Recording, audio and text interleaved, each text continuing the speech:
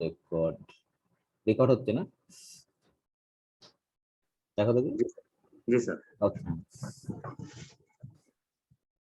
তা আমরা আজকে মূলত মানে ধরো প্রথমে তোমাদের আমি একটা প্রশ্ন উত্থাপন করি ধরো, তারপরে আমরা আলোচনায় যাই। আমাদের কি কোথায় গেলে, আমরা টাইটেলটা লিখি অল্প করে, যে এটাকে বলে যে ইরাটোস্থেনিস। তোমার একজন কি বলে যে ম্যাথমেটিশিয়ানই নাম, অনেক আগের গ্রিক, যে ধরো সেটা আমরা লিখছি দি শিব, শিব আর কি, হ্যাঁ, শিব অফ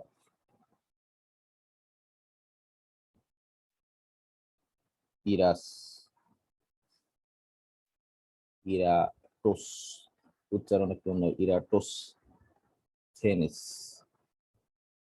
ইরাটোস থেনিস, ঠিক আছে। এটা কি, এটা আমরা পরে বলতেছি, সেটা জাস্ট একটু লিখলাম, এই একটু টপিকস আমাদের মূলত। এদের ম্যাথমেটিশিয়ানের নাম ইরাটোস্থেনিস। একে অনেকে বিটা নামেও ডাকতো, খ্রিস্টপূর্ব গ্রিক আমলের। কারণ এই কোনো বিষয়ের একেবারে মানে খুব টপ জিনিস জানতো না, কিন্তু সব বিষয়ের তোমার ধরো প্রিলিমিনারি জিনিসে খুব এক্সপার্ট ছিল। এই জন্যই আলফা না বলে বিটা নামেও ডাকতো অনেক সময় আর কি, এরকম গল্প আছে তোমাদের বই লেখা দেখলাম আর কি, হ্যাঁ। তা আসলে ধরো কি সেই আমরা এমনি একটা প্রশ্ন উত্থাপন করি, যদি আমি ধরো বললাম যে তোমাকে ধরো একটা ইন্টিজার নাম্বার দিলাম 501, হ্যাঁ। এখন আমি যদি বলি যে তুমি এটা প্রুভ করো যে এটা প্রাইম কি প্রাইম না, স্বাভাবিক তোমরা থার্ড ইয়ারে প্রোগ্রামও করছো, তাই না, যে এটা প্রাইম কি প্রাইম না, কেমন করে প্রমাণ করবা তুমি? স্বাভাবিক, সবাই জানো, ভাগ করে দিতে হবে, তাই না, নাকি? মোটামুটি এ যদি তোমার প্রাইম হবে, যদি তোমার 2 থেকে ধরো কত, স্বাভাবিক আমরা বলি যে 2 থেকে 500 পর্যন্ত, তাই না, কোন সংখ্যা দিয়ে এটা যদি আমরা ভাগ করতে না পারি, টেকনিক খুব সহজ কিন্তু খুব কষ্টকর কাজ, তাই না, এতবার 500 বার তোমাকে ভাগ করতে হবে, নাকি? না স্যার, এটা অর্ধেক গেলে হবে। হ্যাঁ, আর একটু সহজ করা যাবে অবশ্যই। সর্বোচ্চ তোমার আমরা জানি যে ইন্টিজার ডিভিশন তোমাকে অন্তত 250 পর্যন্ত যেতে হবে, তাই না, নাকি? তা তোমার প্রায় একই 250 বার একই কাজ করতে হবে, খুব সহজ, থিওরি খুব সহজ, কিন্তু যত এই সংখ্যা তত বাড়বে তোমার, তত তোমার কি হবে বলো দেখি। ধরো এটা যদি 500 না হয় 5000 হয়, তাই না, বা 10,000 হয়, কাজটা খুব কষ্টকর আর কি, বোরিং, এতবার করতে হবে, ভাগ করে দেখতে হবে, যদি একটা দিয়েও ভাগ না যায়, মানে এর ভিতরে এই 2 থেকে ধরো এর অর্ধেক পর্যন্ত, তাহলে বলবো যে প্রাইম। আর যদি আর কোনো একটা দিয়ে যদি যে বসে, আর তো করার দরকার নেই, তখন কম্পোজিট হয়ে যাবে। এটা তো সবাই জানো নাকি? হুম, জি স্যার। খুব সহজ জিনিসটা, খুব সহজ কিন্তু খুবই কষ্টকর একটা কাজ। একটা ধরো কম্পোজিট নাম্বারের একটা প্রপার্টি বের করে দেখো, এই কাজটাকে তোমার কত সহজ, মানে মানে সহজ করতে করতে পারছে কিনা জানি না, এই যে কষ্টকর জিনিসটাকে এতবার ভাগ করাকে তোমার অনেক সহজ করে ফেলতেছে। কম্পোজিট নাম্বারের একটা প্রপার্টি আছে, এই ফান্ডামেন্টাল থিওরাম ব্যবহার করে, যে আমরা আগে ধরো লিখতেছি, তারপরে আমি বলতেছি, ওই যে স্টেটমেন্টটা পরে বলবো, তাহলে নাহলে বোঝা যাবে না, আগে ওটা যদি বলে ফেলে মুশকিল। ধরো আমরা ধরলাম যে ধরো কি বলে যে এ হচ্ছে একটা ধরো ইন্টিজার, সে হচ্ছে তোমার 1-এর থেকে বড়, ঠিক আছে, এবং আমরা বলতেছি এটা হচ্ছে কম্পোজিট নাম্বার, বলছে কম্পোজিট নাম্বারের প্রপার্টি ধরো কম্পোজিট জিট। তো ধরো এ যদি কম্পোজিট হয়, তার মানে আমরা কি ফান্ডামেন্টাল থিওরামের সাহায্যে কি করতে পারি বলো দেখি? একে ফ্যাক্টরাইজ করতে পারি অবশ্যই। ধরো এ কে এরকম বিসি তে লিখতে পারি আমরা, তাই না? এটা মানো তো অবশ্যই, নাকি? হুম, কম্পোজিট নাম্বার যেহেতু, জি স্যার, করা যাবে। অবশ্যই করতে পারবো। তাহলে এখানে এখানে তোমার এর বৈশিষ্ট্য হচ্ছে অবশ্যই কি হবে, এই যে বি, যেহেতু তুমি বি হচ্ছে কিন্তু এর একটা ফ্যাক্টর, সিও কিন্তু এর একটা ফ্যাক্টর, তাই না? তাহলে আমরা Yes, sir. অবশ্যই এখানে কিন্তু অবশ্যই দাবি করতে পারি এই যে এই বি কিন্তু অবশ্যই তোমার এর থেকে ছোট, আবার একের থেকে বড়, অবশ্যই তোমার সি এর থেকে বড়, সি এর থেকে, এটা কিন্তু সত্য অবশ্যই হবে, মানো তো এটা নাকি? Yes, sir, হবে এটা। হতেই বাধ্য একেবারে, যেহেতু কম্পোজিট নাম্বার আমরা বলছি।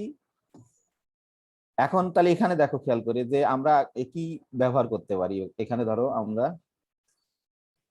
যদি ধরলাম বি স্কোয়ার, ঠিক আছে, ধরো আমরা বলতে পারি কি, ও আর একটা জিনিস আমরা অ্যাসিউম করি, দেখো অ্যাসিউম অবশ্যই করতে পারি এটা, যেহেতু এই দুইটা কিন্তু ইন্টিজার নাম্বার, ধরো বি আর সি কিন্তু ইন্টিজার নাম্বার, আমরা জানি যে অত মানে সে কি রিয়েল নাম্বার একটা কিন্তু, তাই না? তার রিয়েল নাম্বার কিন্তু অর্ডার প্রপার্টি আছে, যে আমরা কিন্তু ই করতে পারি, যে অ্যাসিউম করতে পারি এটা। ধরো বি আর সির ভিতরে ধরো কেউ একজন বড় ছোট হতে পারে, বা বি সমান সমান সি হতে পারে, কোনো সমস্যা নেই। তাহলে আমরা এইটা অ্যাসিউম করলে, সরি এস এস ইউ, আমরা কিন্তু এটা অ্যাসিউম করতে পারি, দেখো যে এরকম, এই যে আমি কিন্তু সবসময় বলছি যে মনে করার কিন্তু কারণ আছে তোমার, এটা কিন্তু অ্যাসিউম অবশ্যই করতে পারি। উল্টাটাও করতে পারি, কিন্তু c less than or equal to b, কোনো সমস্যা নেই। তবে এটা অ্যাসিউম করতেই পারি যে বি অবশ্যই এরকম ঘটনা ঘটতেই পারে, যে বি হচ্ছে সি এর সমান হতে পারে, বা সি এর থেকে ছোট হতে পারে, অথবা উল্টাটা হতে পারে, সি তোমার বি এর সমান হতে পারে, বা বি এর থেকে ছোট হতে পারে। কারণ আমরা যে অর্ডার প্রপার্টি ছিল আমাদের রিয়েল নাম্বারের, সেটাকে ব্যবহার করছি, যেহেতু ইন্টিজার রিয়েল নাম্বারের একটা সাবসেট, অবশ্যই অর্ডার প্রপার্টি আছে। তাহলে এইখানে দেখো এই যুক্তিকে অ্যাপ্লাই করে আমরা, ধরো এই যে তোমার বি স্কোয়ার সমান সমান তোমার, যদি আমরা বলি কি লিখতে পারি, এটা তো জানোই তোমরা, বি স্কোয়ার কে আমরা কেমন করে তৈরি করি, বি ইন্টু বি, এই যে ধরো বি ইন্টু বি। এখন এই যেহেতু তোমার সি হচ্ছে লেস দ্যান তোমার কি, তাই না? তুমি যদি বির পরিবর্তে সি রিপ্লেস করে দাও, এটা হয়ে যাবে তোমার বি সি, আর এই বি সি সমান সমান আমরা কি, আমাদের এ, ঠিক আছে নাকি? বুঝতে পারোনি? আমরা যদি এইরকম অ্যাসিউম করি, তুমি যদি উল্টাটা অ্যাসিউম করতে সি লেস দ্যান বি, তাহলে দেখাতে পারতে সি স্কোয়ার লেস দ্যান, তাহলে আসলে আমরা ফাইনালি কি পেলাম দেখো, যে B square less than or equal to A, ঠিক আছে? অথবা আর এক লাইন আমরা লিখতে পারি যে তোমার B less than equal to square root of A. অবশ্যই যদি এ পজিটিভ ইন্টিজার ধরছি আমরা, কোনো সমস্যা নেই, এবং এ একের থেকে বড়, তাহলে অবশ্যই এর স্কোয়ার রুট কিন্তু ডিফাইন, এ কিন্তু নেগেটিভ হলে হতো না। এই যে অ্যাজাম্পশনের কিন্তু যুক্তি আছে, এই অ্যাজাম্পশনের জন্য এটা এক্সিস্ট, ঠিক আছে? এই পর্যন্ত কার তো সমস্যা নেই নাকি? না স্যার। খুবই সহজ জিনিস। তাহলে এখন এখানে দেখো, যেহেতু বি হচ্ছে তোমার এই যে বি কি, আমাদের বি কিন্তু একের থেকে বড়, তাহলে আবার এই বির উপরে তাহলে কিন্তু ফান্ডামেন্টাল থিওরাম অ্যাপ্লাই করতে পারবে। বি যেহেতু একের থেকে বড় একটা ইন্টিজার তোমার, ঠিক আছে, তাহলে বির উপরে অবশ্যই আমরা কিন্তু ফান্ডামেন্টাল থিওরাম অ্যাপ্লাই করতে পারবো। তাহলে ফান্ডামেন্টাল থিওরাম অ্যাপ্লাই করতে পারা মানে কি, বির উপরে বলো দেখি, যে কমপক্ষে একটা তোমার বি এর একের থেকে বড় কমপক্ষে একটা তোমার কি আছে, বুঝতে পারছো? কি থাকবে বলো দেখি? প্রাইম ফ্যাক্টর থাকবে, at least one prime factor থাকবে, ঠিক আছে? তাহলে আমি ধরো একটু সংক্ষেপে লিখছি, এই যে যেহেতু ধরো বি গ্রেটার দ্যান অন, ধরো বাই ফান্ডামেন্টাল থিওরাম, ধরো বাই ফান্ডামেন্টাল, আমি সংক্ষেপে লিখলাম ফান্ডামেন্টাল থিওরাম অফ এফটিএ লিখলাম, হ্যাঁ, ফান্ডামেন্টাল থিওরাম অফ অ্যারিথমেটিক, যে এরকম বলতে পারি দেয়ার এক্সিস্ট এ প্রাইম, তাই না? There exist a prime p such that p তোমার ডিভাইডস করে বি কে, ঠিক আছে? পি যদি নিজে প্রাইম হয় কোনো সমস্যা নেই, যেহেতু পি তোমার বি কে ডিভাইডস করবে, তাহলে কি হবে বলো দেখি? পি যেহেতু তোমার ই কে ডিভাইডস করবে, এই যে বি কে ডিভাইডস করবে, বা p is a factor of b, তাহলে অবশ্যই কিন্তু কি পি কি এরকম হবে না, পি হচ্ছে তোমার less than or equal to b, নাকি মানো কিনা? Less than equal to a, নাকি? এই পর্যন্ত এগ্রি করো কিনা দেখো? জি স্যার। খুবই সহজ এটা।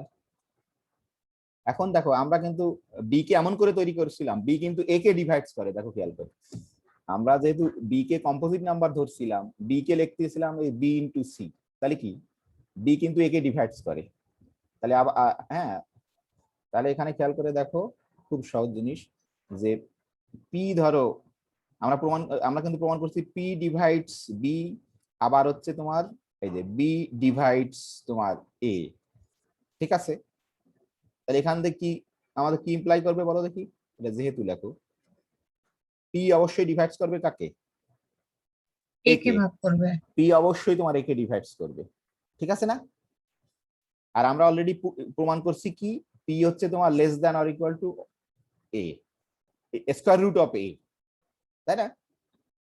তাহলে আসলে কি মেইন পয়েন্ট আমরা কি পাচ্ছি দেখো, আমরা এখানে ধরো একটা মেইন পয়েন্ট লিখতে পারি, যে মেইন অবজারভেশন এখান থেকে, যে মেইন অবজারভেশনটা কি বলো দেখি, এই যে এ যদি কম্পোজিট নাম্বার হয় তাহলে স্কয়ার রুট অফ এর থেকে ছোট একটা প্রাইম নাম্বার থাকবে যে এই এ কে ডিভাইডস করবে। এ যদি একের থেকে বড় একটা কম্পোজিট নাম্বার হয়, আমরা কিন্তু এটা অ্যাসিউম করছিলাম, তাহলে এর থেকে ছোট বলিনি, কিন্তু এটা হচ্ছে important point, square root of A থেকে ছোট একটা প্রাইম নাম্বার থাকবে যে এই এ কে ডিভাইডস করবে। তাহলে এটা হচ্ছে আমার ধারণা তোমার এটা জানার কথা সম্ভবত, নাকি জানো না? তাহলে দেখো আসলে কি হচ্ছে সেটা আমি বলতেছি, ধরো মেইন পয়েন্ট বা মেইন অবজারভেশন বলি আমরা এখানে, যে মেইন অবজারভেশন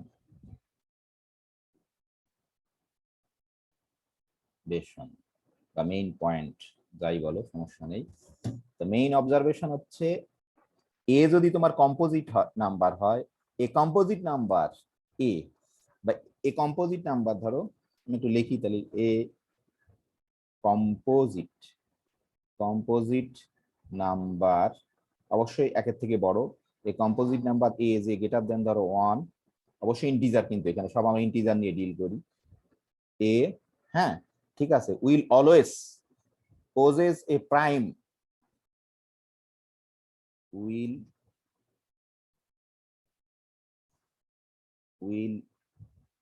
always possess মানে ওই যে তোমরা জানো যে possess a prime divisor, তাই না?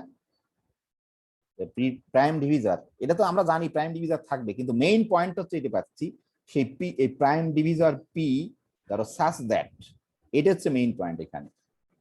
এটা ফান্ডামেন্টাল থিওরাম বলছে যে অবশ্যই একটা পি থাকবে যেহেতু কম্পোজিট, তার মেইন অবজারভেশনটা হচ্ছে এটা, সে less than or equal to square root of A হবে, এটা হচ্ছে মেইন পয়েন্ট, যে তার এই এক্সট্রা বৈশিষ্ট্যটা এখানে আমরা প্রমাণ করতে পারলাম। আশা করি বুঝতে পারছো, নাকি বুঝতে পারো কিছুই?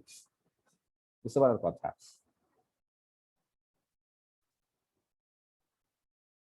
যে যে কোনো কম্পোজিট নাম্বারের অবশ্যই তো একটা প্রাইম ডিভিজর থাকবে, আমরা জানি by the fundamental theorem of arithmetic, কিন্তু জাস্ট সিম্পল কিছু যুক্তি ব্যবহার করে প্রমাণ করলাম যে আরো এক্সট্রা একটা কন্ডিশন, যে সেই প্রাইম ডিভিজরটা বা প্রাইম ফ্যাক্টরটা less than R equal to হবে স্কয়ার রুট অফ এ। এখন যদি ধরো যে একটা সংখ্যার, ধর আমি একটা সংখ্যা নিলাম এ, যে কোনো একটা সংখ্যা নিলাম ধরো এ, সে কি প্রাইম না, কিছু প্রাইম না কম্পোজিট আমরা জানি না, তাহলে আমরা দেখলাম যে সেই সংখ্যাটার স্কয়ার রুটের থেকে ছোট কোনো প্রাইম ফ্যাক্টর নেই, তাহলে সেই সংখ্যাটা কি হবে বলো দেখি? প্রাইম হবে সেটা। সেটা হচ্ছে প্রাইম হবে। এর উল্টা যুক্তি ব্যবহার করবি, যে আমি যে কোনো একটা নাম্বার নিলাম, তাহলে এটা কিন্তু কম্পোজিট নাম্বারের বৈশিষ্ট্য, কম্পোজিট হলে কিন্তু এটা ঘটবে, কিন্তু এটা যদি না ঘটতো তাহলে কিন্তু সে অটোমেটিক তোমার প্রাইম হয়ে যাবে। কম্পোজিট হলে এই বৈশিষ্ট্য থাকবেই, যে স্কয়ার রুট অফ এর থেকে ছোট তোমার একটা প্রাইম ফ্যাক্টর থাকবে, কিন্তু এই স্কয়ার রুট, তাহলে এই যে দেখো, কারো কি প্রশ্ন আছে? জি স্যার। বলো কি প্রশ্ন আছে? স্যার প্রশ্ন হলো আমি যে আসলে একটু মানে নাম্বার নিয়ে চিন্তা করি, যেমন ধরেন এর মান যদি 9 বসে আর পি এর মান যদি স্যার 2 হয়, মানে 2 তো আসলে প্রাইম নাম্বার স্যার, তাহলে সেক্ষেত্রে তো স্যার আসলে পিটা তো একে ডিভিজিবল হচ্ছে না, 2 দ্বারা 3 কে তো ডিভিজিবল হচ্ছে না স্যার, এই ক্ষেত্রে কন্ডিশনটা স্যার এর টু মান তো যদি ধরো 9 বসে না, স্যার, আর সব প্রাইম তো হবে না, বলো always a possess a prime, 3 দিয়ে হবে, 2 দিয়ে হবে না, 3 দিয়ে হবে ধরো। তার মানে পি এর মানে ডিপেন্ড করবে এর মানের উপর স্যার। হ্যাঁ হ্যাঁ, কিন্তু শর্ত হচ্ছে কি, এই স্কয়ার রুট অফ 9 এর স্কয়ার রুট কত তোমার? 3 না? ঠিক স্যার, জি স্যার। তাহলে বলছে তাহলে এই 3 থেকে ছোট একটা প্রাইম নাম্বার তুমি পাবা, মানে কি 2 আর 3। আমরা তো বলিনি যে এর থেকে ছোট স্যার সকল প্রাইম নাম্বার দিয়েই তো হবে না, আমরা কিন্তু বলিনি যে পজেস এ প্রাইম ডিভিজর। বুঝতে পারো নি এখন? বুঝতে পারছি। ধরো এখানে যদি ও স্যার যেমন বল, ক্লিয়ার।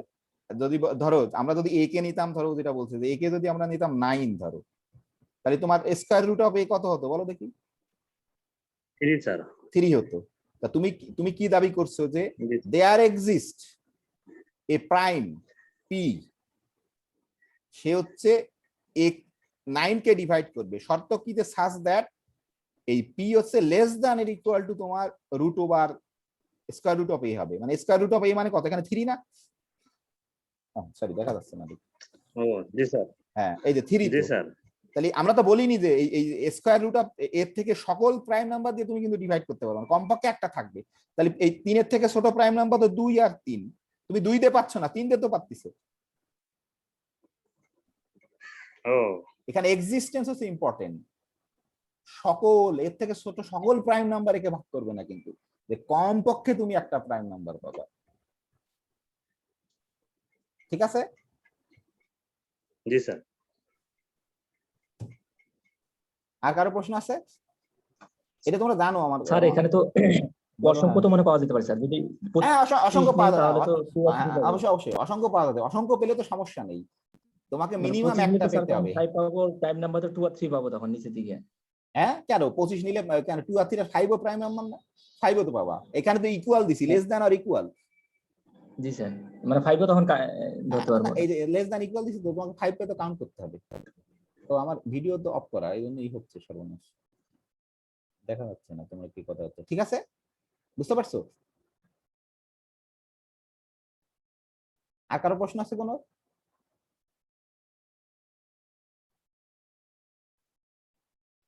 কিন্তু ইম্পর্টেন্ট পয়েন্ট হচ্ছে এটা কি করলো, যে ওই কষ্টকে কত ছোট করে দিল। ধরো ধরো ধরো তুমি যদি একটা প্রাইম নাম্বার নাও, দেখো একটা প্রাইম নাম্বার দিয়ে যদি ই করো, একটা প্রাইম নাম্বার দিয়ে দেখো তুমি, তাহলে কি ঘটনা ঘটে দেখো দেখি।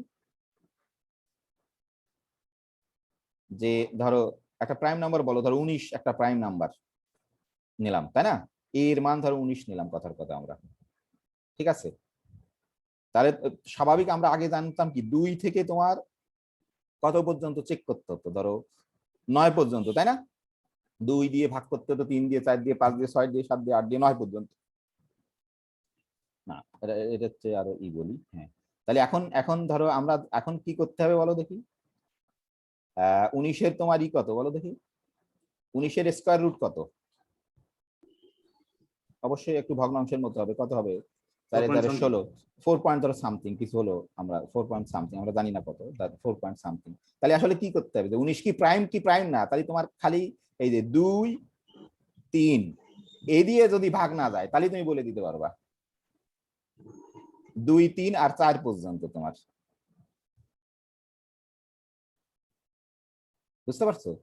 এই 2 3 আর 4 দিয়ে চেক করবা, যদি 2 3 আর 4 দিয়ে 19 কে ভাগ না করা যায়, বিভাজ্য যদি, ও সরি 4 তো দরকার নেই, 4 তো আমার প্রাইম নাম্বার না, 2 আর 3 দিয়ে। না বুঝতে পারোনি? তাহলে কত কষ্ট কমে গেল আর কি। হ্যাঁ জি স্যার, বুঝতে পারছি বুঝতে পারছো? স্যার। 100-র কথা ধরো, যদি 100, তাহলে তুমি যদি এই সংখ্যাটা 100 নিতে ধরো 100, হ্যাঁ, তাহলে তুমি তুমি এই প্রাইম না কম্পোজিট ধরো, এটা তো আমরা ধরো খুব সহজেই বুঝতে পারবো তোমার এই যেটা। তাহলে রুট 100 ধরো, তাই না? এটা মানে তো তুমি জানো 10। তাহলে তোমাকে এটা তো আসলে জোড় সংখ্যা হলে তো খুব ইজিলি বলা যায়, জোড় সংখ্যার ক্ষেত্রে আসলে অত মিনিং, কারণ 2 দিয়ে সবসময় বিভাগ যায়, কিন্তু বিজোড় সংখ্যা হলে কিন্তু আমরা বলা মুশকিল। হ্যাঁ সেই, তাহলে ধরো আমাদের কি করতে হবে, মাত্র তোমার ধরো এই যে ধরো এই কি বলে যে 2, এটা তো একটা দিয়ে টেস্ট করলেই হয়ে গেল, 2 3 ধরো 5 7, আর আছে কিছু আর নেই তো 10-এর আগে কোনো কি সংখ্যা? ঠিক আছে, নাকি বুঝতে পারোনি? জি স্যার, বোঝা গেছে স্যার। তাহলে এখন এই ধরো 501 কে আমরা ধরো 501 যে তোমার ধরো 501 কে ধরো 250 পর্যন্ত করতে হতো আমাদের, যদি বিজোড় সংখ্যা হলে একটু, জোড় সংখ্যা হলে তো 2 দিয়ে বিভাজ্য হয়ে যায়, বিজোড় সংখ্যা হলে একটু মুশকিল হুট করে বলে দেওয়া। তাহলে আসলে তুমি 501 এর স্কয়ার রুট কত তোমার? হুম, 501 এর স্কয়ার রুট করো, মানে কত কাজকে তোমার এইটাকে তোমার কতই করে দেবে, জাস্ট এই প্রপার্টিটা ব্যবহার করছি। তাহলে এটা এটা এটা আমি এমনি বলে দিলাম যে এটা পরীক্ষাতে আসবে এই এই এই প্রপার্টিটা, ঠিক আছে? যে if a is a composite then there exists a prime p such that, ধরো আমি যদি এটা লিখে দিই, আমি প্রুফটা ওরকম তোমাদের বই সুন্দর করে লেখা আছে, ধরো আমি এই প্রশ্নটা ওই যে প্রুফটা ওই যে করে ফেলছি, যে প্রুফ তোমরা সুন্দর করে লিখবা। ধরো আমি প্রবলেমটা এরকম লিখছি, যদি প্রবলেমটা ধরো দুই ভাবে লেখা যায়, একটা প্রবলেম লিখে দিই, ধরো এই যে প্রবলেম, দুই সহজ প্রবলেম। ইফ ধরো দুই ভাবে আসতে পারে, ইফ এ ইজ কম্পোজিট, ধরো কম্পোজিট, অবশ্যই এ গ্রেটার দেন অন, ইন্টিজার, সবই বলে দিন, আলু ঝামেলা, কম্পোজিট। তাহলে আমরা এরকম বলতে পারি যে দেন ধরো there exist a prime, there exist a prime p, ঠিক আছে? কি হবে বলো দেখি, there exist a prime p যে সাচ দ্যাট, যে পির এই বিষয় বৈশিষ্ট্য আছে যে such that p less than or equal to square root of a and p divides তোমার এ। এই যে এ যদি তোমার একের থেকে এরকম করে বড় হয় এবং যদি তোমার কম্পোজিট হয়, তাহলে তুমি অবশ্যই there exist a prime p, এটা তো পাবাই, এটা আমরা জানি যে একটা প্রাইম পি পাবোই, যে এর ই হবে, এবং তার এই এই বৈশিষ্ট্যটা খালি আমরা উদ্ধার করলাম। এই বৈশিষ্ট্যটা কিন্তু অটোমেটিক ছিল তোমার এই এই ফান্ডামেন্টাল থিওরাম অফ অ্যারিথমেটিক, এই বৈশিষ্ট্যটা উদ্ধার করলাম যে আর একটু আমরা সংকুচিত করতে পারি। হ্যাঁ, আশা করি বুঝতে পারছো। অথবা এটাকে তুমি ই দিয়ে, এটাকে ই দিয়ে আমরা লিখতে পারি, এই প্রবলেমকে ধরো কি বলে যে এটাকে আমরা প্রাইম দিয়ে লিখতে পারি। হ্যাঁ সেই, ঠিক আছে, এটাকে ধরো প্রাইম দিয়ে কেমন করে লিখতে পারি, ধরো এই প্রবলেমটাকে ধরো লিখে দিই আমি, প্রাইম দিয়েও লিখতে পারি, কিন্তু দেখো থিওরাম আমি বললাম থিওরাম, সরি থিওরাম বলা যাবে না, প্রবলেম বলতে হবে। যে ধরো এটা কেমন করে আমরা বলতে পারি, ইফ ধরো A greater than one is a prime, যদি একটা প্রাইম হয়, ঠিক আছে, তাহলে ধরো আমরা কি বলতে পারি, ধরো দেন কেমন করে বলতে পারি, then then for all prime, then for all prime, then for all prime P such that, ঠিক আছে, যে P less than equal to square root of A and কি করবে বলো দেখি, প্রাইম হতে হলে কি হতে হবে, কে বলতে পারবে এই কন্ডিশনটা? এখানে কি হবে, একটাও কিন্তু ভাগ করতে পারবে না তোমার, পি এ ধরো ডাজ নট ডিভাইডস এ, কিন্তু একই কথা। তো এটা যদি পরীক্ষা আসে এটাই প্রমাণ করে, এই কমেন্টটা লিখে দিতে হবে, বুঝতে পারছো? পি যদি এ যদি তোমার প্রাইম হয়, তাহলে স্কয়ার রুট অফ এর থেকে ছোট কোনো প্রাইম নাম্বার দিয়ে তুমি একে ভাগ করতে পারবে না, কিন্তু এটা কিন্তু দেয়ার এক্সিস্ট, এটা কিন্তু ফর অল বা ফর এনি, ফর এভরি, কিন্তু ঠিক আছে নাকি? হুম, জি স্যার। যা হোক, ঠিক থাকলেই ঠিক, নিজেরা পক্ষে পড়াশোনা না করলে ঠিক থাকবে না। এখানে আছে যে দেখো তোমাদের বই থেকে এই প্রুফটা আছে, আমি ওখানে প্রুফ লিখছি, তোমার শুধু একটা লাইন লিখতে হবে। এইখানে দেখো এই এই যে এরা দেখাইছে যে 509 নিচে, ধরো যে আমি জাস্ট এখানে একটু দেখা যাচ্ছে যে তোমার এই যে মানে কত, তাহলে 509 তোমার কত, তাহলে 200 ধরো 2 থেকে শুরু করে 254 পর্যন্ত তোমার ধরো ভাগ করতে হবে, তাই না, দিয়ে, কিন্তু না, এই যে 509 এর তোমার হচ্ছে স্কোয়ার রুট বোধ হয় 22 দশমিক সামথিং তোমার সম্ভবত, 509 এর স্কোয়ার রুট হচ্ছে তোমার 22 দশমিক সামথিং সম্ভবত, এরা এরকম করে লিখছে। যে 509 স্কয়ার রুট 22 থেকে বড় বা 23 থেকে ছোট, আমাদের তো দেখাতে হবে p less than R equal to এই যে তাহলে 22 সামথিং, তাহলে তুমি 22 পর্যন্ত যে কটা প্রাইম নাম্বার আছে ধরো তাই দিয়ে খালি ভাগ করলেই কিন্তু তুমি বলে দিতে পারবা যে 509 প্রাইম কি প্রাইম না। তাহলে এই যে 2 3 5 7 11 13 17 19 এর দ্বারা সব কয়টা দিয়ে ভাগ করতে করবা। এটা দেখো এটা কিন্তু বের করা খুব কঠিন, 509 কিন্তু প্রাইম নাম্বার, তাহলে এইটাকে তোমার খুঁজে বের করতে হলে একেবারে 2 থেকে শুরু করে করে একেবারে কত 254 পর্যন্ত তোমার অর্ধেক পর্যন্ত প্রত্যেকটা দিয়ে ভাগ করতে হতো তোমার, কারণ তুমি তো করতে পারতে না, থেকে যেহেতু প্রাইম একটা দিয়ে তো বিভাজ্য না, তাই না? কিন্তু দেখো তাহলে কত মানে 254 বার বা 52 বার তোমার কাজটা করতে হতো, কিন্তু এখন কয়বার করতে হচ্ছে কাজটা বলো দেখি? একবার, দুইবার, তিনবার, চারবার, পাঁচবার, ছয়বার, সাতবার, মাত্র 8 বার করতে হচ্ছে। মাত্র 8 বার কাজটা করেই তুমি কমেন্ট করে দিতে পারবা যে যেহেতু এই 509 এর স্কয়ার রুট হচ্ছে তোমার 22 সামথিং সম্ভবত, তাহলে তোমাকে আগে লিখতে হবে যে 22 থেকে ছোট, যেহেতু ইন্টিজার 22 থেকে ছোট সকল প্রাইম নাম্বার 2 3, এটা তো খুব সহজ 22 থেকে ছোট প্রাইম নাম্বার বের করা 2 3 5 7 11 13 17 19, তাহলে জাস্ট খালি তুমি এই যে এই কয়টা দিয়ে 3টে 6টা 8টা মানে 8 বার এই কাজটা করলেই তুমি কমেন্টটা করে ফেলতে পারছো। কিন্তু আগে কিন্তু 254 বার করতে হতো প্রায়, বা 51 বার বা 52 বার যাই বলো, সেই 254 বারের কাজকে মাত্র 8 বারে নিয়ে চলে আসছে। এটা হচ্ছে ইনভেনশন বলে, খুবই ছোট্ট জিনিস, নাকি বুঝতে পারোনি? এটা কিন্তু বুঝতে না পারলে এই থিওরাম পড়ে কোনো লাভ নেই, মিনিংলেস, তুমি যদি আসলে কি করছে এটা যদি বুঝতে না পারো। আমার কথা কি বুঝতে পারছো? 509 কিন্তু তুমি যে ধরো তুমি যে থার্ড ইয়ারে যে প্রোগ্রামিং করে আছে যে এক্সিস্টিং ওয়ে জানো, তুমি কম্পিউটারে যে প্রোগ্রাম লিখতে আমি জানি n/2 পর্যন্ত লুপ ঘোরাতে, ঠিক আছে নাকি? হ্যালো, n/2 পর্যন্ত লুপ ঘোরাতে কিন্তু কিন্তু আমরা এই থিওরাম বলতেছে এতবার তোমার ঘোরাতে হবে না, যে জাস্ট তুমি এই যে কিন্তু এই যে তোমার অবশ্যই কারণ কয়বার মাত্র 252 বারের কাজকে মাত্র 8 বার করলে হয়ে যাচ্ছে।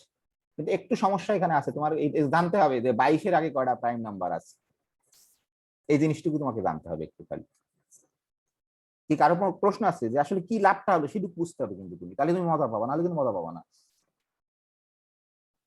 হ্যালো, জি স্যার। আর কারো প্রশ্ন? না বুঝতেই পারোনি? স্যার আর কোনো মেথড নেই? হ্যাঁ বুঝতেছি স্যার। হ্যাঁ বুঝতে পারলাম। আমি দেখি স্যার এটার কিছু লিমিটেশন আছে, এটা হলো স্যার যদি আরো ওইটা বড় হয় নাম্বারটা।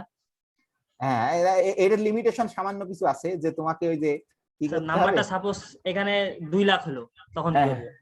2 2 লাখ লাখের হলে- করো, হ্যাঁ 2 লাখের আগে তোমার বের করতে হবে, হ্যাঁ একটু তো লিমিটেশন আছে কিন্তু এর কষ্টটাকে কমাইছে যে 2 লাখের আগে 2 লাখের স্কয়ার রুটের 2 আগে, লাখ বললে সহজ সহজ হচ্ছে, বাট আমি যখন 2 লাখ 2 স্যার তাহলে একটু সমস্যা আছে হচ্ছে তোমার 2 লাখের আগে যত প্রাইম নাম্বার আছে সেটা তোমার খুঁজে বের করে কাজ করতে হবে, সেটা আমি বললাম তো একটু সমস্যা আছে এটার, যে এর আগে কয়টা প্রাইম আছে সেটা তোমাকে খুঁজে বের করতে হবে। কিন্তু একটা কষ্টকে সে কমাইছে, যে তোমাকে যে 254 বার ভাগ করতে হতো সেটা না করে তোমাকে মাত্র 8 বার করতে হয়েছে, তাই না? ঠিক আছে নাকি বুঝতে পারোনি? অবশ্যই কিছু লিমিটেশন আছে, এখানে দেখবা যে লেখা জি স্যার আছে বুঝতে পারছি। যে এখানে ওই কথাটা লেখা আছে, এরও একটু লিমিটেশন আছে যে তোমাকে জানতে হবে যে ওয়ের আগে তোমার আছে সব, বুঝতে পারছো? ওয়ের আগে কতগুলো তোমার প্রাইম নাম্বার আছে সেটা তোমার জানতে হবে। সেই তার আসলে এটা তো অনেক আগে, তো তখন মানুষ অত বড় সংখ্যার প্রাইম নাম্বার বের করা চাইতো না, তখন আসলে এটাই সমস্যা ছিল যে আমি এতবার ভাগ করতে চাই না, এটা খুব কষ্টকর। কত গুণ কমায় দিছে কাজকে তোমার, 254 ধরো 254 বার না করে তোমার 8 বার করতে হচ্ছে মাত্র। হ্যাঁ দেখো এখানে ওই কথাটা লেখা আছে যে এই যে তাহলে এইটাকে ধরো এইটাকে ব্যবহার করে কিন্তু আমরা অন্য একটা কাজও করতে পারি, যে সেটাকে বলে হচ্ছে তোমার যে আমরা যে ধরো আমি যদি তোমাকে একটা সংখ্যা দিই, ধরো এই জিনিসটাকে এই মেকানিজমটাকে অ্যাপ্লাই করে আমরা তো ধরো এই যে প্রাইম ফ্যাক্টরে ধরো তুমি কি হুট করে বলে দিতে পারবে না, একে যদি তুমি ফান্ডামেন্টাল থিওরাম অ্যাপ্লাই করে একে তুমি ধরো প্রাইম ফ্যাক্টরাইজ করো যে 2093 কে, তাই না? হ্যাঁ 2093, এখানে কিন্তু আমরা এই যুক্তিটাকে অ্যাপ্লাই করতে পারি, দেখ এই 2000 এই যে এইটা এই কম্পোজিট নাম্বারের যে প্রপার্টিটা এটাকে ইউজ করে এই কাজটাকে একটু সহজে করা যায়। ধরো এই যে একই কথা যে 2093 এর স্কয়ার রুট হচ্ছে ধরো বোধহয় এরা এইভাবে করছে যে 45 দশমিক সামথিং হবে, ঠিক আছে? এর চেয়ে বড় এর চেয়ে ছোট মানে 45 দশমিক সামথিং, যেহেতু আমরা ইন্টিজার নিয়ে ট্রিট করতেছি তাহলে তুমি 45 ধারে তাহলে কি হবে যে এ ধরো তুমি যদি প্রাইম ফ্যাক্টরে ভাগ করবা তাহলে প্রথম কাজটা হবে তোমার এই যে 45-এর থেকে ছোট সব প্রাইম নাম্বার তালিকা করা। তোমার এই দেখো এই যে করছে করে তারপরে ধরো এটা কিন্তু বাই ট্রায়াল মানে তোমার ক্যালকুলেটর ব্যবহার করেই বা হাতে কলমে করতে হবে, তাছাড়া কোনো ওয়ে নাই। ধরো 2 দিয়ে ভাগ যায় কিনা 5 দিয়ে, দেখো বাই ট্রায়াল করে দেখা গেছে যে সর্বপ্রথমে 7 দিয়ে ভাগ করা গেছে, যে by trial the first of this divide by 7। তাহলে যেই যান 7 দিয়ে ভাগ করে ফেলছে তাহলে যদি ইন্টিজার দিয়ে দিবেন 7 ইনটু এত আসছে ধরো 299, তাহলে এই 299 কে আবার তুমি স্কয়ার রুট করো, তাহলে সেটা 17 থেকে বড় হবে 18 থেকে ছোট মানে 17 দশমিক বোধহয় সামথিং হবে। হ্যাঁ, তাহলে এই 17 পর্যন্ত যতগুলো প্রাইম নাম্বার আছে তাই দিয়ে আবার ধরো আবার ট্রায়াল করে দেখছে যে 13 দিয়ে প্রথমে ভাগ করা যায়, তা 13 দিয়ে 299 কে ভাগ করে দাও তাহলে দেখা যাচ্ছে 23 আসছে, তাহলে 23 কিন্তু নিজেই প্রাইম নাম্বার। তাহলে দেখো খুব সহজে এই যে 2093 কে আমরা এই যে প্রাইম ফ্যাক্টরাইজে ভাগ করে ফেললাম এই যুক্তিতে। নাহলে এটা কিন্তু তোমরা করতে পারো, ইউক্লিড মেথড আছে ওই যে ওটাই মানে ই দিয়ে খালি 2 দিয়ে শুরু করে করে করে করে বড় সংখ্যা হলে কিন্তু অনেকবার করতে হতো তোমার, তাই না? তোমার ছোট আমরা ক্লাস 3 তে যা করছি অনেকবার করতে হতো, আমরা এখন ছোট ছোট সংখ্যা করতাম 20 25 50, কিন্তু ওটা যদি এই 2029 হতো অনেকবার করতে হতো। কিন্তু এটাকে আমরা জাস্ট এই যুক্তিকে ব্যবহার করে এই ফরগোয়িং টেকনিককে আমরা practical means to determine the canonical form, এই যে ক্যানোনিক্যাল ফর্ম ছিল না সেটাকে আমরা ব্যবহার করতে পারি। এটা তো বুঝতে পারছো আশা করি, খুব সহজ। যে হ্যাঁ আমি এটা হোমওয়ার্ক দিব আর তোমাকে। ভাঙলাম, এখন কি করবো স্যার? এই যে ভেঙে তুমি কি প্রাইম ফ্যাক্টরাইজ করে ফেলছো, এই যে এটা কি প্রাইম নাম্বারে ফান্ডামেন্টাল থিওরামে করে ফেলতে পারছো তুমি। এটা তো একটা ধরো একে তুমি যেহেতু এটা একটা কম্পোজিট নাম্বার তুমি একে কি করো, আবার এটার সাথে আমরা দেখাছিলাম না জিসিডি বের করতে পারি। তুমি যদি 4-5টা সংখ্যা নাও 4-5টা সংখ্যা এরকম ভেঙে ভেঙে তারপরে জিসিডি বের করতে পারো, সেটি অ্যাপ্লাই করতে পারবা।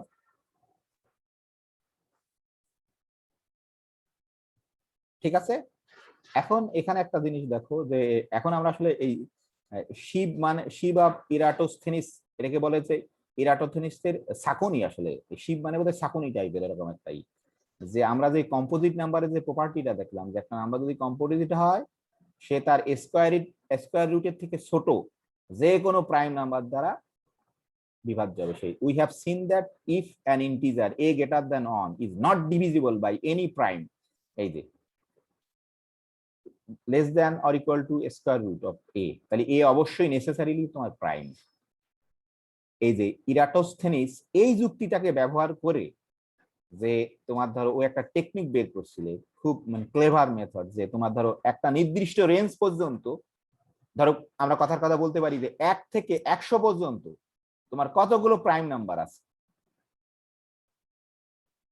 আমরা সেটা আসে 25 ধরো আমরা জানি বলে তাই, কিন্তু ওটাকে ধরো খ্রিস্টপূর্ব 500 এত সালে জানতো না কিন্তু মানুষ। হ্যাঁ, এই টেকনিকটাকে ব্যবহার করে এই কাজটা করছে তোমার ধরো শিব অফ। জি স্যার, এটা হ্যাঁ এটা ক্লাস 6 এর বই আছে। ওটা কি স্যার? হ্যাঁ হ্যাঁ ক্লাস 8 এ মনে হয় দেখছিলাম। 8 না 6 কি কোথায় জানি আছে, সেই টেকনিকটা। কিন্তু তোমাকে এটা জানতে হবে যে কেমন করে এই টেকনিকটাকে কেমন করে ব্যবহার করলো, এই প্রপার্টিটাকে কেমন করে ব্যবহার করছে। খুবই ক্লেভার মেথড আর কি।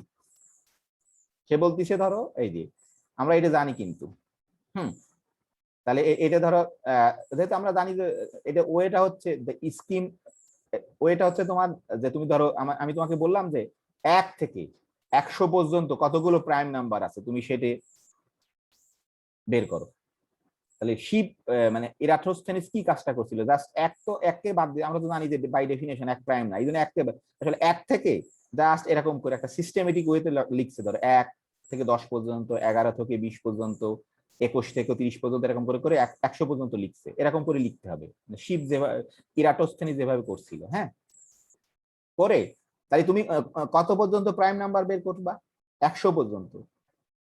তাহলে 100 এর স্কয়ার রুট কত? 10, তাই না? এই যে দেখো সেই যুক্তিটাই বলছে যে 100 এর স্কয়ার রুট হচ্ছে তোমার 10। তাহলে তোমার যে কোনো সংখ্যা তোমার, এই যে বলতিছে যে আমরা ধরো এখানে এন জেনারেল ধরছে যে আমরা 2 থেকে এন পর্যন্ত কতগুলো প্রাইম নাম্বার আছে সেটা বের করতে চাই। 2 থেকে এন পর্যন্ত আমরা এরকম ন্যাচারাল অর্ডারে লিখবো, ওই যে এক এক সারিতে ধরো 11টা করে নিচে ওরকম করে লিখবো।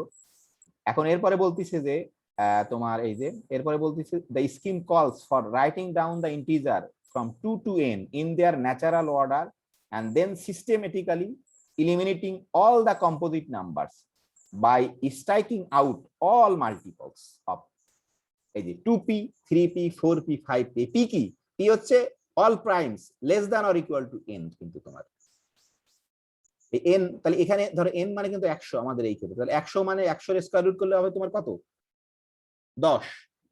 তাহলে 10 এর থেকে ছোট প্রাইম নাম্বার যে কয়টা আছে ধরো, তাহলে ধরো 100 প্রাইম হবে না যদি সে কি তোমার 10 এর থেকে ছোট কোনো প্রাইম নাম্বার দিয়ে বিভাজ্য হয়।